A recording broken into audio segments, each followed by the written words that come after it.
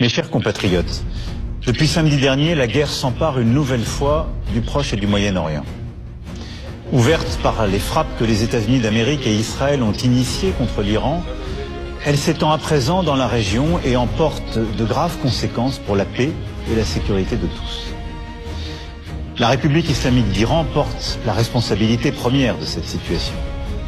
C'est elle qui a développé un programme nucléaire dangereux et des capacités balistiques inédites, qui a armé et financé des groupes terroristes dans les pays voisins, le Hezbollah au Liban, les Houthis au Yémen, les milices chiites en Irak, et qui a soutenu le Hamas et a toujours affirmé son objectif de détruire l'État d'Israël. C'est la République islamique d'Iran qui a une nouvelle fois, en janvier dernier, donné l'ordre de tirer sur son propre peuple. Compte tenu de tout cela, et des négociations qui ne progressaient plus, les États-Unis d'Amérique et Israël ont décidé de lancer des opérations militaires. Elles ont été conduites en dehors du droit international, ce que nous ne pouvons pas approuver. Il reste que l'histoire ne pleure jamais les bourreaux de leur peuple, et aucun ne sera regretté. Une nouvelle situation est en train d'apparaître. Les frappes devraient continuer dans les prochains jours pour affaiblir l'Iran et détruire ses capacités de riposte. Et en représailles, les frappes de l'Iran dans toute la région devraient alors se poursuivre. Dans ce contexte, avec l'Allemagne et le Royaume-Uni, nous avons clairement dit qu'un arrêt au plus vite des frappes est souhaitable et qu'une paix durable dans la région ne se fera que par la reprise de négociations diplomatiques. Et je veux ici aussi former le vœu pour le peuple iranien qu'il puisse lui-même librement décider de son destin. Face à cette guerre en train de s'étendre et dont nul ne sait dire aujourd'hui le terme, ma responsabilité est d'agir pour protéger notre pays, garantir la sécurité de nos compatriotes et défendre l'intérêt national. Nous avons renforcé la sécurité de nos bases militaires dans la région. 2 d'entre elles ont subi des frappes limitées, ayant causé des dégâts matériels. Et je veux redire ici mon soutien, ma confiance à l'ensemble de nos forces armées. Nous avons aussi renforcé la sécurité de nos ambassades et de nos intérêts présents dans ces pays. Et je demeure particulièrement vigilant sur ce point. Près de 400 000 de nos compatriotes sont présents dans la région, soit comme résidents, soit de passage. Nous sommes en train d'organiser, en bon ordre, le rapatriement de nos concitoyens qui le souhaitent, en commençant par les plus vulnérables. 2 premiers vols seront à Paris dès ce soir. Je sais l'angoisse, l'impatience qui existe.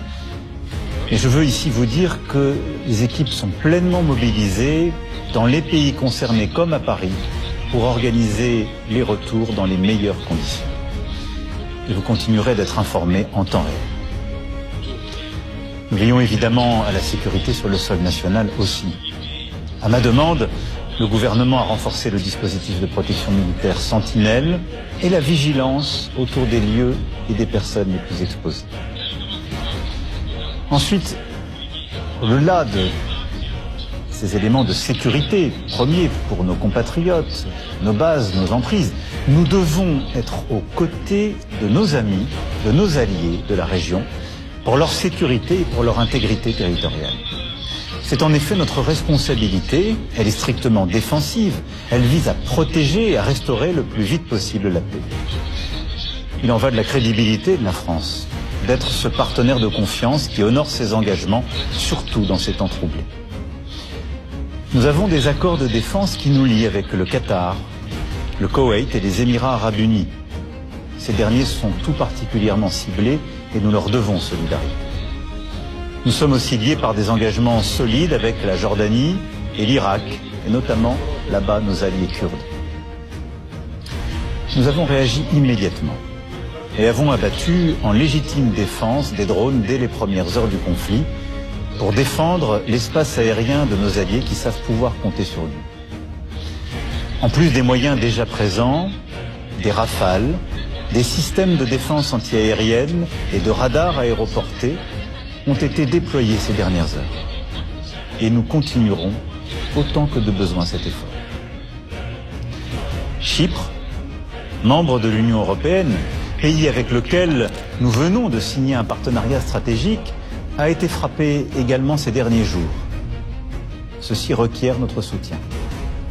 C'est pourquoi j'ai décidé l'envoi, là aussi, de moyens de défense antiaérienne supplémentaires et d'une frégate française, le Languedoc, qui arrivera au large de Chypre dès ce soir. Nous assurons par ailleurs une coordination étroite avec nos alliés, nos partenaires européens, en premier lieu nos amis grecs, afin que cet effort en Méditerranée orientale soit consolidé par les nations volontaires. Depuis ces dernières heures, la guerre s'étend au Liban, à partir duquel le Hezbollah a commis la faute majeure de frapper Israël et de mettre les Libanais en danger. Israël serait en train de décider une opération terrestre. Ce serait là aussi une escalade dangereuse et une erreur stratégique. Le Hezbollah doit impérativement cesser toute frappe. Et j'appelle Israël à respecter le territoire libanais et son intégrité. Enfin, nous avons des intérêts économiques à préserver car les prix du pétrole, les prix du gaz, la situation du commerce international sont profondément perturbés par cette guerre. Aujourd'hui, le détroit d'Ormuz est de fait fermé.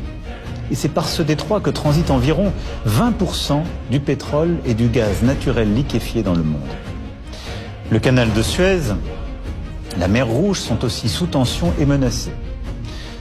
Nous sommes à l'initiative pour bâtir une coalition afin de réunir les moyens, y compris militaires, pour reprendre et sécuriser le trafic dans ces voies maritimes essentielles à l'économie mondiale.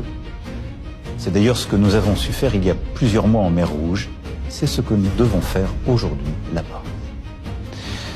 Face à cette situation instable, aux incertitudes des jours à venir, j'ai donné ordre que le porte-avions Charles de Gaulle, ses moyens aériens, son escorte de frégates fassent route vers la Méditerranée.